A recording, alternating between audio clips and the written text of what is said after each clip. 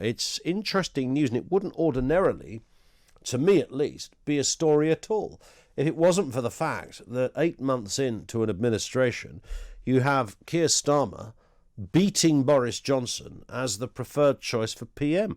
They've narrowed the Tory lead to just 2 points this week as support for Johnson and the Conservatives has dropped after the government's handling of exam results. That surprises me because that is a story, important as it is, that is very much focused on a few people in the grander scale. The YouGov poll found that public support for the Tories dropped by 4 points to 40%, while Labour was up 3 to 38% from the week before survey. So Keir Starmer is now the preferred choice of Prime Minister, with Labour leader ratings rising 3 points to 35. And on that point, the reason to Disney boy and Barry White, who texted the real people apparently, it doesn't sound like it, does it?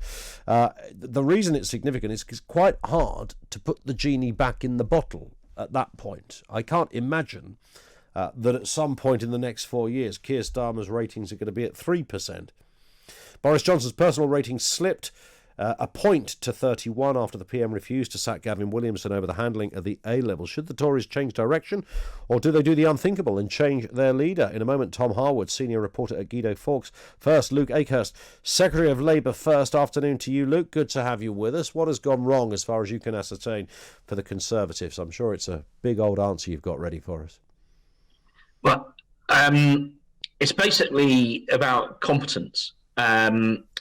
Even if people aren't particularly personally affected, they don't have children or grandchildren doing GCSEs or A-levels, they can just see these remarkable kind of U-turns happening, and it looked like Gavin Williamson wasn't really conscious of the likely impact of the algorithm. They didn't seem particularly cited on it, even when it went wrong in Scotland a week before. The UK government was very slow to react about the English exam results, and then the general context is kind of favourable to the centre-left because we've got a situation with COVID which plays to the ideology of the centre-left. It's a public health crisis, so everything about investment in the NHS and public health matters. It's an economic crisis, so everything that the centre-left would always say about intervening in the economy to save jobs matters. It's not really a comfortable zone for a quite right-wing Conservative government to be in because their fundamental belief set is about fairly minimal government, and this is a crisis where everyone just on wants the government to help. Just to cut in for a second on this point, Luke, I mean, what's been interesting about this government is that they have acted in quite a socialist way in terms of intervention. In fact, they've been criticised by some in the way they've responded in that respect. Yeah, obviously the only thing that a government could do confronted with this scale of crisis is to be extremely interventionist. Whether that is going to continue is going to be interesting because when the furlough stuff ends, there's a risk of the economy falling off a cliff there.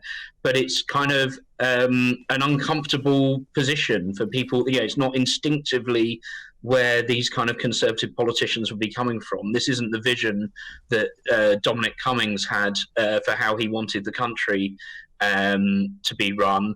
Would it have been any different under Keir Starmer, though? That's the question, isn't it? I mean, if you look at what happened, Keir Starmer wasn't calling for an earlier lockdown. Keir Starmer supported the government and pretty much all the steps they've taken subsequently. I think the evidence of his previous career, and earlier you described him as a career politician, is not. He was out of politics for a very long time, including serving as DPP. So he was at the head of a very large public sector organisation, used to dealing with things based on expert advice and careful consideration rather than kind of knee-jerk ideological approach. And I would like to believe that if he had access to the expert advice at the point in time that Boris did, that he would have been more on the ball, more focused, just more assiduous, and more likely to have reacted earlier to. We're talking about differences of days or weeks, but in the early stages of the spread of the virus, a difference, say, of locking down a week earlier might have saved. Yeah, but I mean that was a Sage Committee decision, of course, unanimous before they became controversial and found themselves embedded into all sorts of political arguments. I mean, the government of the day simply went by the advice of that committee. Let's bring Tom Harwood in, senior reporter at Guido Fawkes. I mean, Tom, it sounds early doors to start talking about replacing a prime minister, but it seems extraordinary to me that for the first time in over a decade, you've got the leader of the opposition ahead of the prime minister when it comes to who you'd prefer to see as PM. I mean, that should be a warning shot for the Tories. I mean, to some extent it should be, but we are in danger here of sort of looking at the particulars too much and forgetting the big picture. We've had 10 years of Conservative-led government in this country. And if we look back historically over the various parties mid-term as we are now, especially mid-crisis, it's actually quite unusual for a party to still be ahead. And let's not forget, the Conservative Party is still ahead, miraculously, of the Labour Party. Even William Hague was ahead of Blair's Labour Party at one point during the fuel crisis. Even Michael Foot was ahead of Margaret Thatcher's Conservative Party in 1982. I mean, this is a perfectly normal thing that we should expect to happen mid-term. The time where people should be worried about leadership or polls like this is in the 6 or 8 months before a general election. The general election is 4 years away. So I think this is it's quite right to be having this discussion because it's a notable thing that's happened, but it's also something that we should probably expect to have happened. I mean, we could, in one respect, Tom, I understand that we could expect it because, you know, it's a challenging time, it's a difficult time. But as I mentioned to Luke, if you consider what the government have done in terms of bailouts and loans and the furlough scheme and grants and all manner of other initiatives and, you know, eat out to help out, everything that's gone with it. I mean, you could argue no government could have done more to attempt to assist in this respect. And yet people are still, according to this poll, saying Keir Starmer would make the better prime minister. Yes, I think there's a certain amount of inevitability around that when it comes to crisis, and this nation is in crisis. Most nations around the world are in crisis. We're facing a once-in-a-century pandemic. But let's not forget, this is basically wartime. This country has had a much more command and control structure from central government because we're fighting an all-out war against an invisible enemy, which it seems that we're winning now, but it's taken a while to get around to that, and that's obviously creating hardship for lots of people.